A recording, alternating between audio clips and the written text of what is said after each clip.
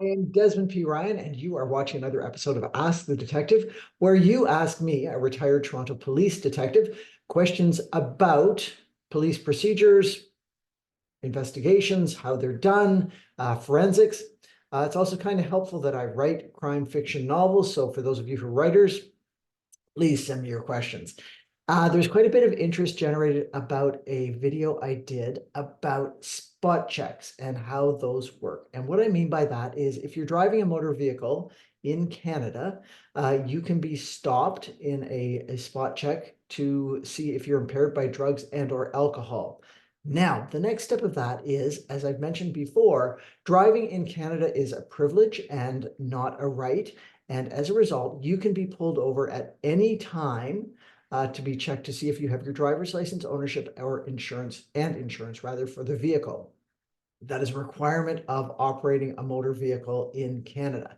As part of that, you can also be asked or demanded, in fact, we call it asked, but really you are being told that you will provide a breath sample to see if you have any alcohol in your system. Previously, there had to be some sort of sign of impairment to do this. Now you don't. And in Canada, you must provide this breath sample. It is a criminal offense not to. And once you have provided the breath sample, if you have over 180 milligrams per 100 milliliters of alcohol in your blood system, you will be charged with the criminal offense of impaired driving.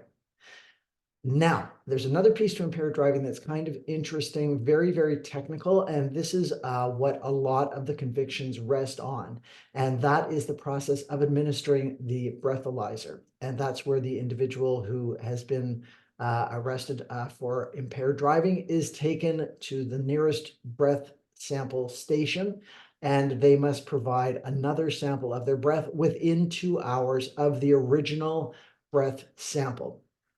If the time is too long, the evidence can get thrown out. And this machine is operated by a breath technician.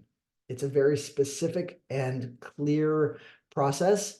And if any of you are writers and want to have impaired as part of your story, I strongly suggest that you look into this and research this because it's a pernickety kind of thing. Anyway, that's me for today. Thank you for watching. Please subscribe, press the like button. And if you have any questions or comments, as always, put them down below or send me an email at des@realdesmondryan.com. And until next time, don't drink and drive and write on.